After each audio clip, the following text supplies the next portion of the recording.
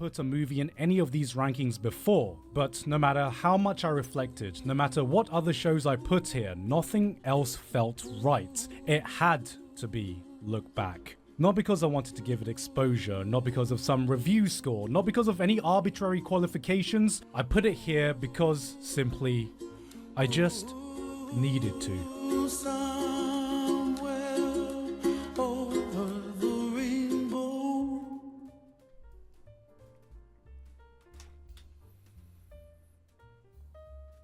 That was it. And that was Best of Anime 2024. Damn.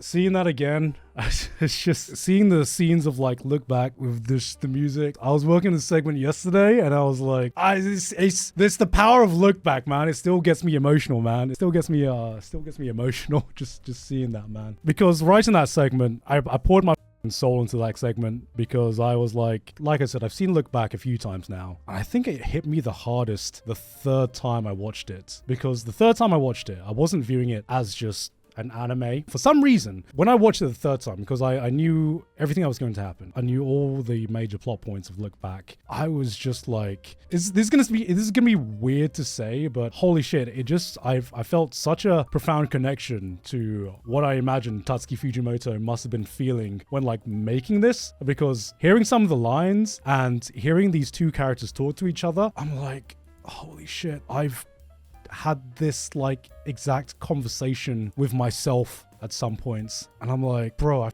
feel that so much, man. I feel that so much, and it just made me appreciate the story that he wrote even more, because compared to like Chainsaw Man, compared to Fire Punch, compared to even like Goodnight Eri, this is a very, very normal story for him. And I just got the feeling that he made this just to get these emotions out. Sometimes I make a segment or sometimes I make a video because I just need to let these feelings out on paper or out in video or out somewhere. And watching Look Back, I got that same feeling where it was just someone who he didn't know what he wanted to do with this story so much. He just needed to let all these thoughts out just so he could understand himself better, just so he could come to terms with his own thoughts and emotions. And there's very few anime that have made me feel like that. Evangelion is another one where I just feel like it's just someone just laying themselves out there on screen. And I just like related to that so much. And after finishing that, I was like, yeah, this is my number one show. Not everyone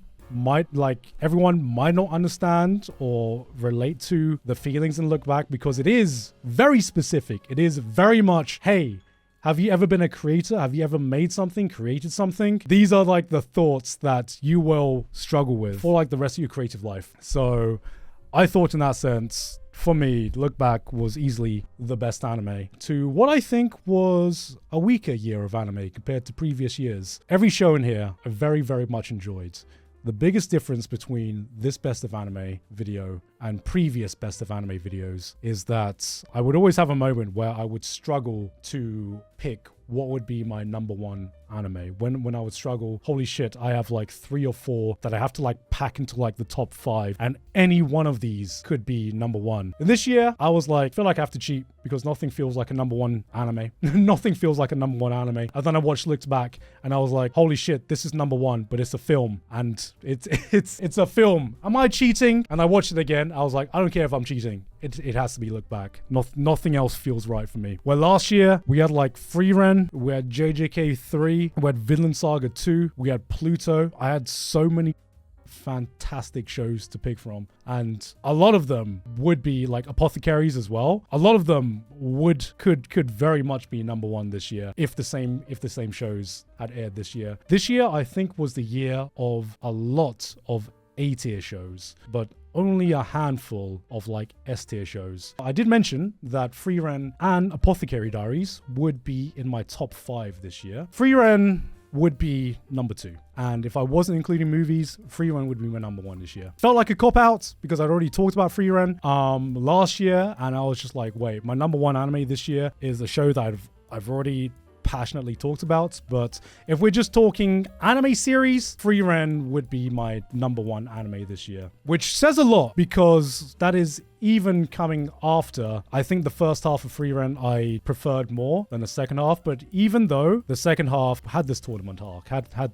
a different approach to it, I still enjoyed that immensely. I enjoyed it less than the first half. Even then, it would still be number one out of everything that I watched this season. I would probably put Apothecary Diaries third. Apothecary Diaries, I think, in the context of this, would probably go third, because now that the second part had ended, I very, very much enjoyed it. So much so that my mum is more addicted to it than me. But it is a refreshing anime. As you said, Chatter, it is just a very, very refreshing anime.